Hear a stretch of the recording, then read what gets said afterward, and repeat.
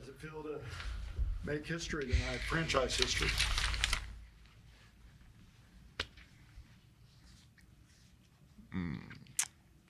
It feels great. I think it's not, how do you say? How can I say that? It's like it's not random. We didn't get those 5 wins randomly, you know. We worked for it. We started the season strong, and we need to keep that streak going for as long as possible. But you know, it's good to see results, because we could be playing good and still not getting as many wins as we wish. But it's good to have results, and it's pushing us.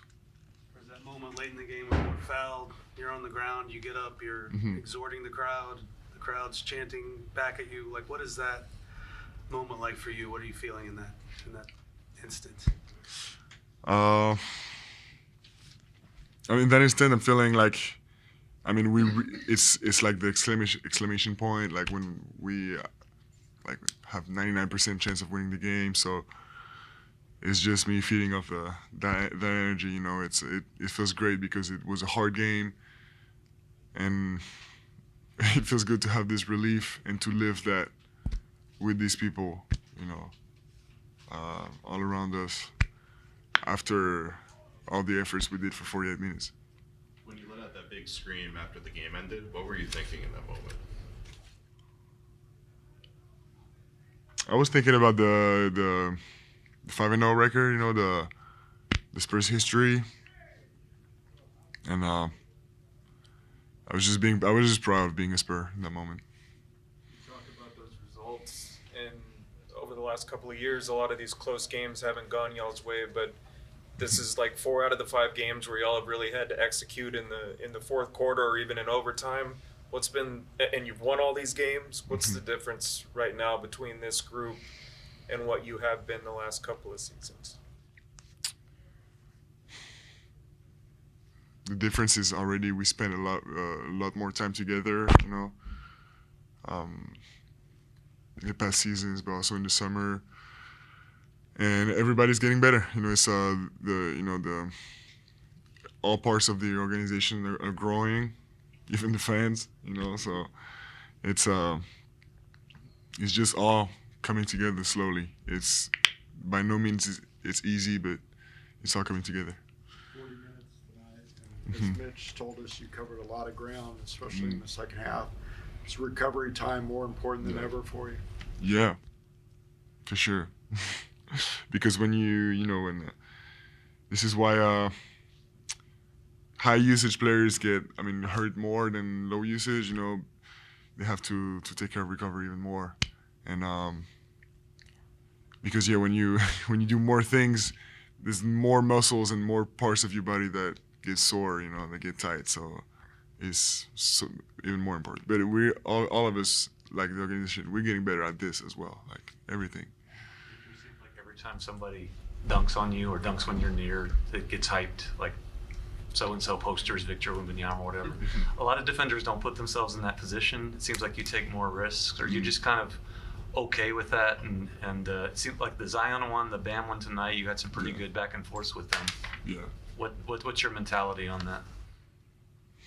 No, getting dunked on is part of the game. It's until it's not the case, I'm gonna keep going. Until I'm getting dunked on more than I block shots, I'm gonna keep going. But none of us gonna live to this day.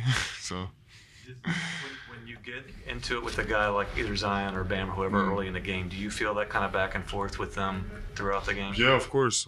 I mean, it's it adds one more challenge to stop your matchup's momentum. You know, it's important to stop the team's momentum, but it's important to stop your matchup's momentum, and that's on both sides of the floor. Yeah, beautiful lot passes from Devin and Dylan. Do you think back to how difficult it was at the start of your career? You know, getting it where you needed it, and now it's happening. Yeah, still difficult.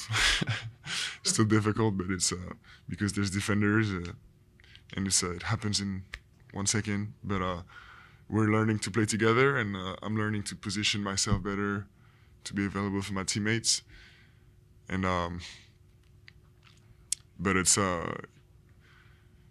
you know, like I could get 0 lob the whole season, and because like it's the first thing the defenders think about, you know what I mean? But my teammates will get layups, so it's I trust them in that sense.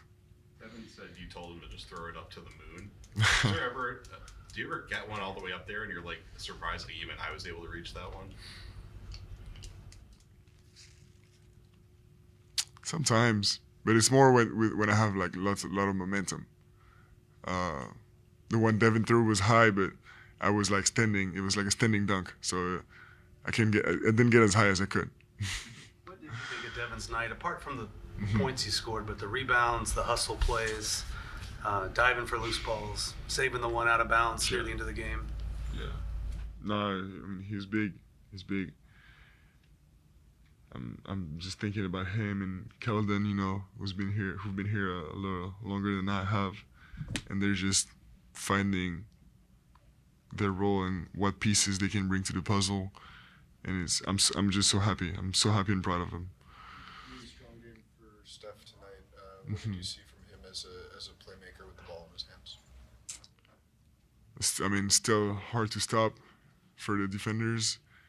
A guy you just can't ignore him, because he's gonna you give him even this much space, he's gonna take off and dunk on you. So it's if like his playmaking quality, he's always had that, and this talent you can't, like he does stuff you can't work on, you know, he just has it. So it's it makes it hard to guard him. Rien à voir du tout, mais je suis allé au siège de Portland de Nike à Portland ces derniers jours pour essayer des produits là-bas. On Cool. parlait un peu de toi aussi, du fait que tu avais notamment testé les Nike Mind, donc ces fameuses chaussures avec les petites boules, là, que je trouvais assez dingue. Mais qu'est-ce que toi tu en as pensé de ces chaussures-là, et globalement un peu de l'égérie Nike et l'innovation qu'ils sont en train de mettre en place? Le fait que c'est une chaussure qui sort de la zone de confort de Nike, et ça me fait plaisir de voir voilà, qu'on sort un peu du conventionnel pour aller un peu dans des trucs un peu niche, de sensitivité du pied, etc. Donc moi, ça me fait extrêmement plaisir, parce que c'est des choses qui ne sont pas encore connues du grand public, et Nike peut être un énorme vaisseau pour faire connaître ça, justement. Victor, tu as parlé du fait que défensivement c'était beaucoup mieux en deuxième mi-temps, que tu avais couvert beaucoup plus de terrain. Bam a plutôt bien commencé le match, d'ailleurs il a été en réussite offensivement. Comment t'expliques cette différence défensive entre la première et la seconde mi-temps? Est-ce qu'il y a une forme de frustration quand en face de toi t'as un gars qui réussit tout? Ouais, bien sûr. Enfin, je sais pas si on peut appeler ça de la frustration, mais un sentiment d'urgence, voilà, de stopper leur run. Mais pour être honnête, c'était dur, le match était dur aujourd'hui, des deux côtés.